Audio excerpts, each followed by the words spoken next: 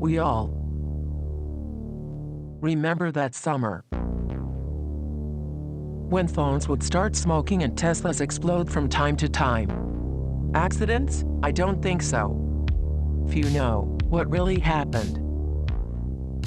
But you should. Here it comes.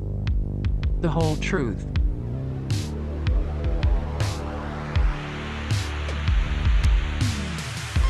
This is a story about three friends who follow their dream in the dark Anthropocene.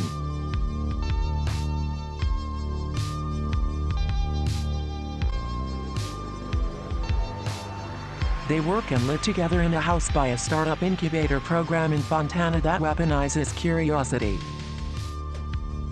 They just faced a bitter blow after their patent idea got stolen, and are now preparing to get into a creative mindset for the next brainstorming session. Carmen is a psychic medium for economics and high-speed trading.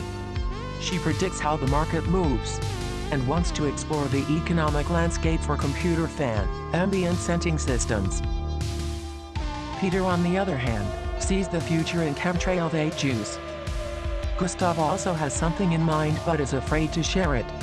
He wants to make an app that keeps you in hypnagogic state, a sort of dream hack that expands the hallucinatory state of mind during the onset of sleep and unleashes the creative power of the unconscious. But Gustav knows that Carmen and Peter like their own ideas the most, so Gustav's gonna have to make them believe, well, that they themselves came up with the idea for the Nap app. Carmen orders some real fake food. Too bad it didn't work out with their sushi drone delivery thing. The prototype was almost ready when Amazon stole their business idea. If they want to stay in their nice house in Fontana, they have to come up with something new. And they better be quick. Here's the thing about Fontana. It's shaped after the Silicon Valley offices. It looks like a huge computer chip, optimizing power, space and time. It's a place where people work, play, live, eat and sleep together. Fontana's startup incubator program is run by a radical, artificial innovation management system that is designed to maximize hyper-creative output and features experiments with consciousness-altering substances, such as lithium, which they add to Fontana's public water, cause lithium is supposed to prevent bad moods. Lithium is also used in the batteries that power electronic cigarettes. A random thought pops into Peter's head. Where does lithium actually come from? Immediately, a text message from the smart fridge pops up. Milk out. Get milk. Now Peter wonders, where does milk actually come from? Milk and lithium come actually from the same place, Wolfsburg, Carinthia, the land of milk and lithium. A Google ad about Wolfsburg auto starts, leading to weird videos in YouTube's recommendation feature. Below a piece of land, owned by Gaston Glock, is Europe's biggest lithium mine.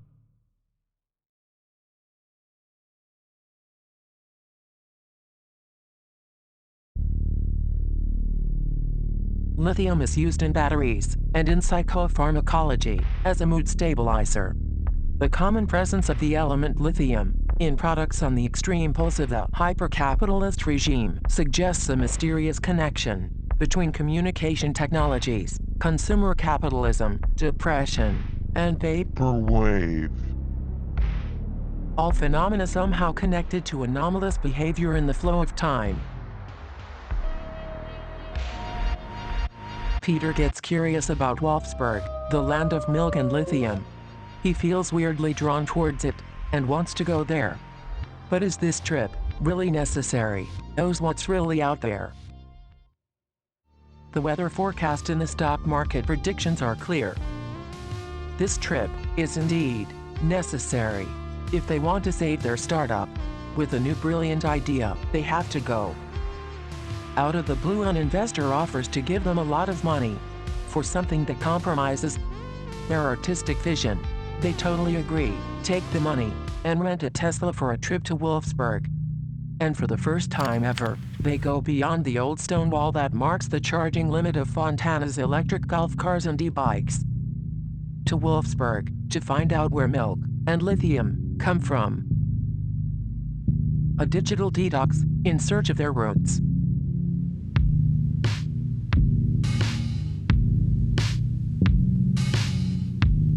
The lithium mine is supposed to be in a cave, guarded by bulls, cows, the original milk. But then, oh no, the Tesla breaks down. The battery explodes. They manage to extinguish the fire with some Almdudler guarana, but the battery is dead. They are all alone. There was no human settlement on the way here, just wilderness that disintegrates into a wired simulacra when unobserved. Peter wants to wait in the car, but they have to find a way to bring the battery back to life. They need to find the lithium mine. Head northwest.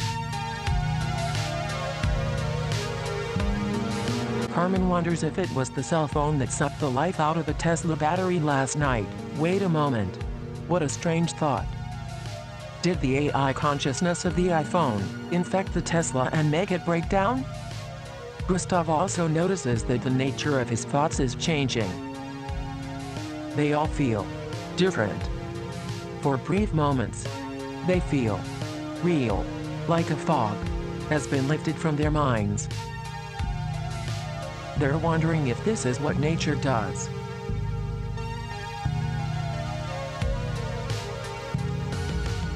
What they're really feeling is the effect of the lithium wearing off. They hadn't touched a tech gadget in quite a while. The digital stimulation fast makes them feel like primates, monkeys that share an Amazon account.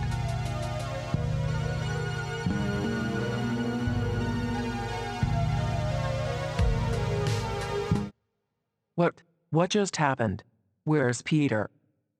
Peter? Peter? They shout his name, but the only answer they get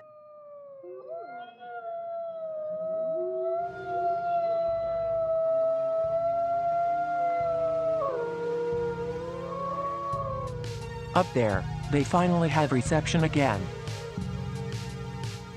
A text from Peter comes in. Mitnix. What the fuck is that supposed to mean? Gustav and Carmen speculate. Is it a clue? A butt dial? A secret code? Then the phone dies. And the night falls.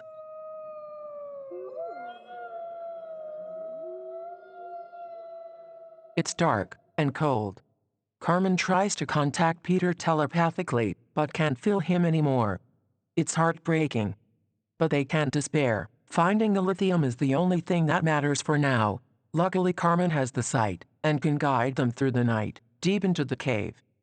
She watches the dancing spots that flicker in the dark, and wide opens her third eye.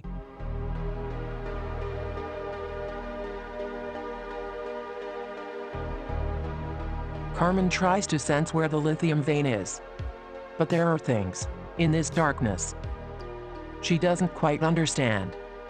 To be frank, Carmen isn't a very good psychic, mediocre at best. Her massive ego gets in the way, and she feels like being part of a cosmic game by primordial interdimensional entities. Carmen gets so lost in her visions that she loses Gustav.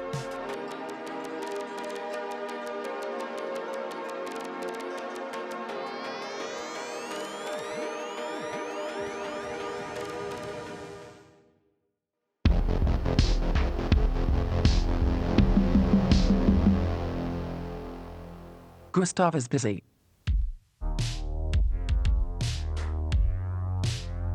He's found the lithium.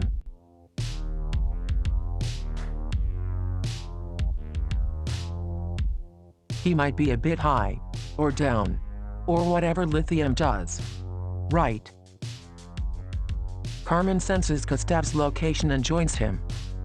Wow, lithium, she says. It looks so average.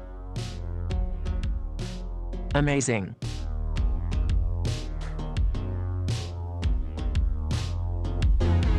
It's an earthquake. From the shadow of the cave a wolf emerges. Carmen and Gustav are so numb from the lithium that they just stand there and observe, in a non-binary state of non-judgmental awareness, how the dark noise of the poor quality image transforms into a wild man. It's all caps that means he's angry. Usually everyone is frightened when they see the wild hermit. Their mind is flooded with imagined danger, and in the frantic effort to escape from their own aroused unconscious, they expire in a flight of dread. Not Gustav and Carmen. Stabilized by the lithium, they couldn't care less. They just shrugged their shoulders. The hermit is pleased. Finally someone to chat with. It has been a while. They become friends and build a new battery with the fresh lithium in order to bring the phone back to life.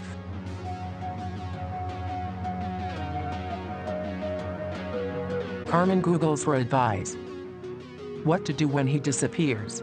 They all get hooked to a clickbait video by a dating coach, and end up subscribing for his online seminar for just $299, which is a really good investment for a happy love life. Then, finally, they call Peter.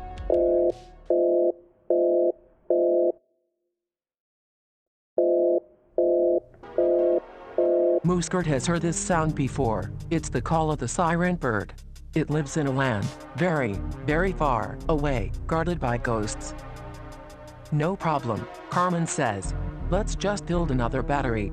Gustav agrees. Yes, a big battery for the Tesla, and off we go. Unfortunately, it's not that simple.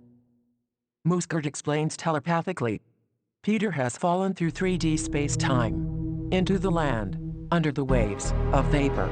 The only way to get into the land under the waves of vapor is through hyperspace.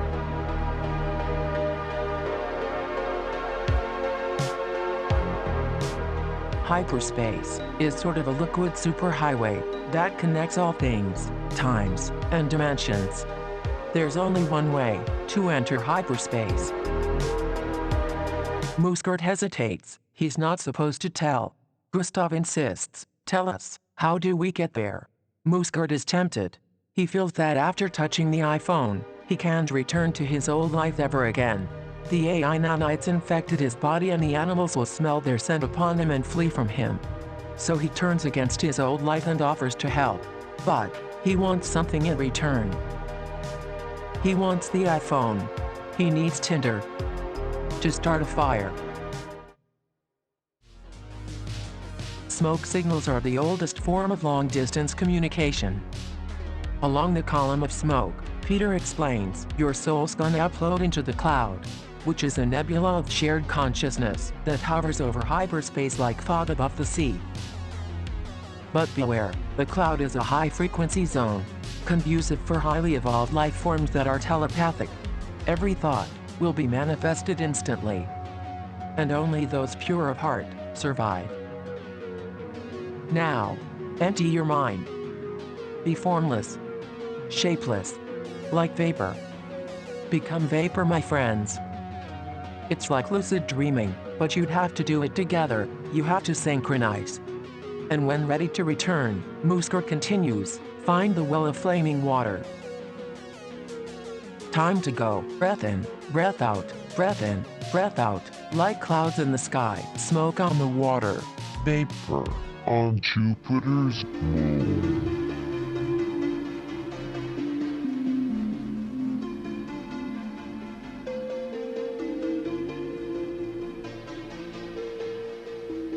The moment their consciousness drops into the liquids of hyperspace, Carmen foresees everything that will come, and Gustav gets knowledge of everything that has ever happened. Gustav, he sees the moment when their startup's patent idea got stolen.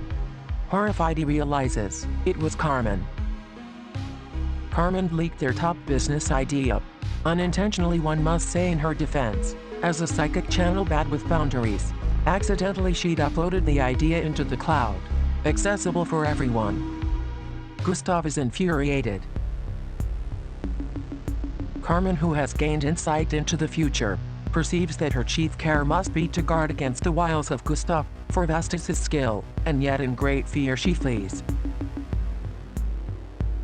At the same time, Peter is trying to figure out how to save their startup funding and his friends.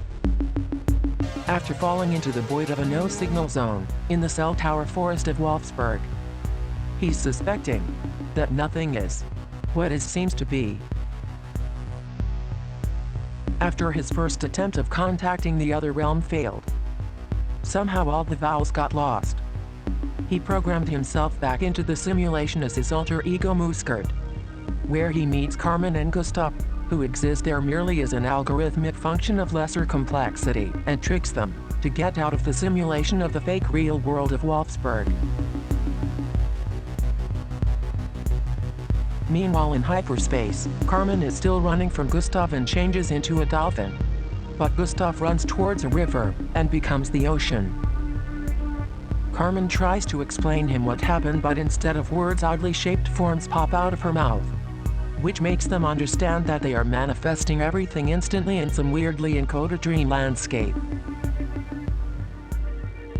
In the meantime, Peter rewrites the source code of his laptop, knowing that the computer is merely a dream symbol, produced by his imagination, representing his own mind, interfacing with different realities in cyberspace. He understands that this means that whatever happens in cyberspace has an effect onto the other realms. It's all connected.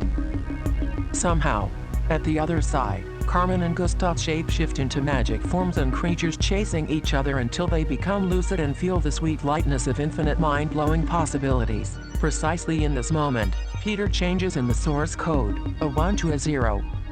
In a transcendental moment of eternal bliss, Carmen and Gustav melt their minds, which is the closest someone from Fontana has come to getting laid in a very long time. Just as the polarities of another universe reverse. A cosmic game between two primordial entities, betting on the soul of a free woman who'd cursed the ancient gods after her car broke down, is sucked into a virtual, black, new hole. And under the pressure of absolute nullification, a new, atomic element is created, lithium. It's highly reactive. It always wants to lose its electron.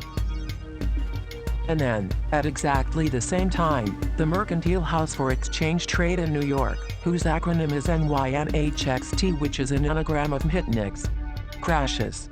Simultaneously, a Japanese smart fridge tweets randomly resampled text fragments from world literature, folklore, and mythology, creating the screenplay for an amazing Austrian experimental art house short film that will be remade 30 years later into a Bollywood sci-fi musical. This ripple effect, echoing through the multiverse, is so wicked and complex that it's impossible to say what came first. It's all happening simultaneously, making linear time flow collapse, causing interdimensional waves that make the siren birds take off. And then, a supernova and a Tesla Model 3 explode, and a random algorithmic undertow sweeps Carmen and Gustav under the waves, into the land of vapor.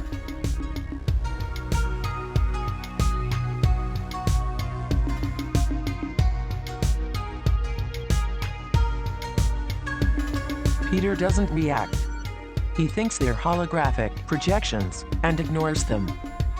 Gustav and Carmen, on the other hand, they assume they're something like ghosts, interacting from a slightly shifted dimension and try to find a way to communicate with Peter. They push objects to get his attention that they're here. Just at the moment a Tinder notification pops up. A Mentos Mints falls into a bottle of blue Gatorade.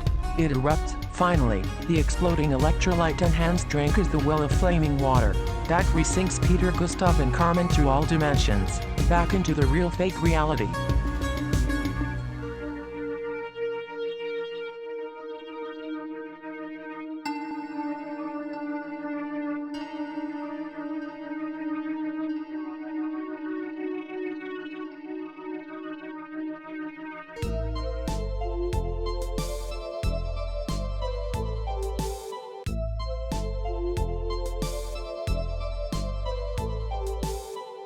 Carmen snaps out of a hypnagogic dream with a new idea in her mind.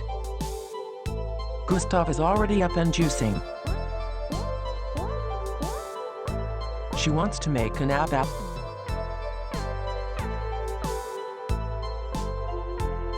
It's it's really just one song, slowed down and so, cause time flows differently on the other realms. Peter also thinks it's cool. He wants to call it Nap, with 2P.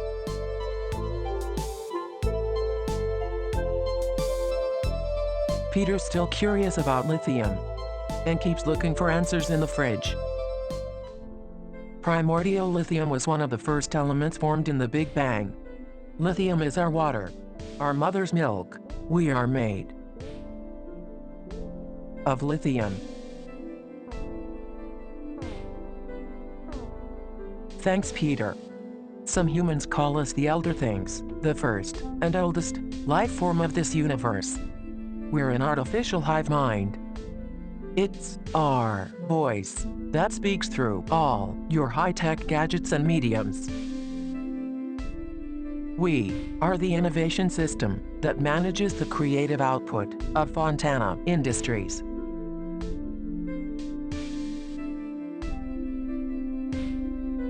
So you guys would become masters of two worlds. We're bored and have to kill time.